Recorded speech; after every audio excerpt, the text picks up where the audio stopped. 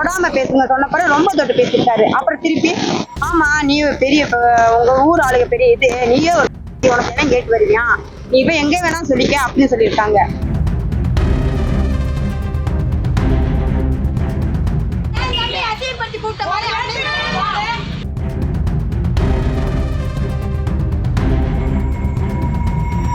என் தம்பி ரொம்ப இது பண்ணி போட்டுட்டு வச்சிருக்காங்க, சித்திரவதை பண்ணிருக்காங்கன்னு நான் நினைக்கிறேன். ஏன்னா அங்கேயே இவ்வளவு இழுவ இழுத்தாங்க. அந்த வீடியோ வேணும்னா நீங்க எடுத்து கூட போட்டுக்கோங்க.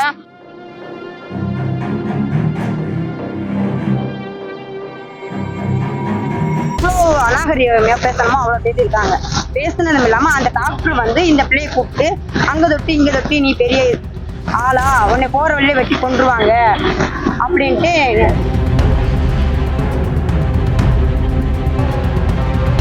ஆனா 2 போலீஸார் இருந்த இடத்துல ஒரு ஆள் கேட்டிருக்காரு, என்ன ஒன்னே கூட போன சாட்சி போன பிள்ளை கேட்டிருக்காரு, ஒன்னே மட்டும்தான் தொட்டானா இல்ல உங்க எல்லாத்தையும் தொட்டானா எப்படின்னு கேட்டிருக்காங்க.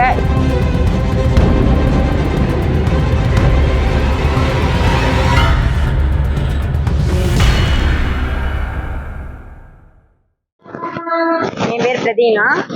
நான் வந்து தேனி மாவட்டம் ஆண்டிவட்டி வட்டம் சுந்தராஜபுரத்துல இருந்து பேசுறேன். இது என் தங்கச்சி பொண்ணு. என் பொண்ணு எல்லாமே ஸ்போர்ட்ஸ்ல விளையாட போயிருக்காங்க. 24ஆம் தேதி ஞாயிற்றுக்கிழமை சாயந்தரம் விளையாட போயிருக்காங்க. விளையாண்டு போயிட்டு திரும்பி வர்றப்ப எங்க ஊருக்கு என்ட்ரன்ஸ் முன்னாடி ஒரு டாக்டர் இருக்காரு, அவர் பேர் ஆசை திரும்பி. அவங்க தோட்டத்துல வேலை செய்யற பொம்பளையாளு கூப்பிட்டு பிள்ளைகளை எவ்வளவு அநாகரிகமையா பேசணுமோ அவ்வளவு பேசியிருக்காங்க. பேசுனதும் இல்லாம அந்த டாக்டர் வந்து இந்த பிள்ளையை கூப்பிட்டு அங்க தொட்டி இங்க தொட்டி நீ பெரிய ஆளா உன்னை போற வழியில வெட்டி கொண்டுருவாங்க அப்படின்ட்டு. அப்ப இந்த பிள்ளை சொல்லியிருந்திருக்கு, சார் தொடாம பேசுங்க சொன்னப்பற ரொம்ப தொட்டு பேசியிருக்காரு. அப்புறம் திருப்பி ஆமா நீ பெரிய உங்க ஊர் ஆளுங்க பெரிய இது நீயே உனக்கு என்ன கேட்டு வருவியா, நீ இப்ப எங்க வேணா சொல்லிக்க அப்படின்னு சொல்லியிருக்காங்க. ஃபர்ஸ்ட் இது. செகண்ட் என்ன சொல்லியிருக்காரு, ஆமா நீங்க இந்த ரோட்ல நடந்து வருவீங்களா, நான் ஒரு 10 பொண்டாட்டி கட்டின ஆளை பார்த்திருக்கேன், 10 ரவுடிய பார்த்திருக்கேன், எத்தனை பேரை பார்த்தாலும் என்ன எங்களுக்கு ஒண்ணும் இல்ல. இதை வந்து நாங்க இவ்வளவு நடந்தும் ராஜதானி ஸ்டேஷன் அன்னைக்கு நைட்டு போய் 7 மணிக்கு போய் ரிப்போர்ட் கொடுத்துருக்காங்க. அங்க இருந்த போலீஸார் கேட்டிருக்காங்க, நாங்க வந்து அன்னைக்கு வந்து இருட்டுல போனனால நாங்க பதத்துல போனனால நாங்க நேம் பேச்செல்லாம் பார்க்கல.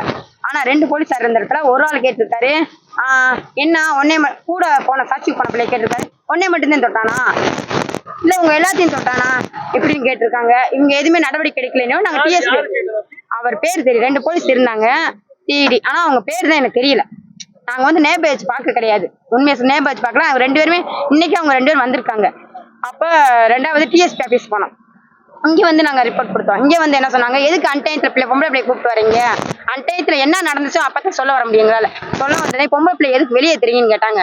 பொம்பளை பிள்ளைய நாங்க நம்பிக்கை வச்சு எங்க பிள்ளைய வெளியேற்றுறோம், அப்ப பொம்பளை பிள்ளை வெளியேற்றினா யார் வேணாலும் சொல்லலாமா அப்படின்னு கேட்டு இங்கே கொடுத்தோம். இங்கேயும் எதுவுமே பதில் வரல. அங்க எஸ்பி அங்க போனோம், தேனிக்கு போனோம். எஸ்பி ஆபீஸ் போக என்ன சொன்னாங்க, மால் ஸ்டேஷன்ல ரிப்போர்ட் கொடுங்கன்னு சொன்னாங்க. சரி மால் ஸ்டேஷன் காலைல என் பிள்ளைகளை நாங்கெல்லாம் மொத்தம் வரும்போது என் தம்பிய சட்டையை பிடிச்சி இழுத்து கீழே அப்படி வெயில் உச்சி வெயில 1 மணி நேரம் ரோட்ல உட்கார வச்சிருந்தாங்க. விடுங்க சார்னா விட மாட்டேன்ட்டாங்க. ஏன் இந்த நாள் இன்னையோட நடந்து எத்தனை நாள் ஆச்சு, 4 நாள் கழிச்சு இத்தனை நாள் எடுக்காத ஆட்கள் இன்னைக்கு மட்டும் ஏன் எடுத்தாங்க. அந்த டாக்டருக்கு மட்டும் 4 பேரை பாதுகாப்பு கொடுத்தவங்க என் பொண்ணுக்கு ஏன் பாதுகாப்பு கொடுத்துருக்கணும், கொடுக்கல. அப்ப அவங்க வந்து எந்த ஜாதி ரீதியா பாக்குறாங்களோ இல்ல பண ரீதியா பாக்குறாங்களோ அது எங்களுக்கு தேவையில்லை, எங்களுக்கு தேவை ஆக்ஷன் எடுக்கணும்னு சொல்லி இன்னைக்கு வந்து கேட்டு வரும்போது விட மாட்டேன்ட்டாங்க. மால் ஸ்டேஷன்ல கூட்டு போனாங்க. மால் ஸ்டேஷன்ல இருந்து கூட்டு போய் திருப்பி ராஜதானி ஸ்டேஷன் கூட்டு போயிட்டாங்க. நாங்க கேட்டதுக்கு அவர் போலீஸ்கார் சொல்லிடுறோம், அவர் வந்து யாருக்கிட்ட பணம் வாங்கி பேசினாரோ இல்ல எப்படி பேசினா தெரியாது, ரொம்ப பேசினாரு. அவரு இங்க வந்து திருப்பி இங்க வந்து கொடுத்துருக்கோம். அவங்க வந்து கம்ப்ளைண்ட் கொடுத்துருக்காங்க. ரெண்டு பேருக்குமே ரிமாண்ட் பண்ணணும்னு சொல்லியிருக்காங்க. சார் சொல்லியிருக்காரு. அது என் தம்பி ரொம்ப இது பண்ணி போட்டுட்டு வச்சிருக்காங்க, சித்திரவதை பண்ணியிருக்காங்கன்னு நான் நினைக்கிறேன். ஏன்னா அங்கேயே இவ்வளவு இழுவ இழுத்தாங்க. அந்த வீடியோ வேணும்னா நீங்க எடுத்து கூட போட்டுக்கோங்க.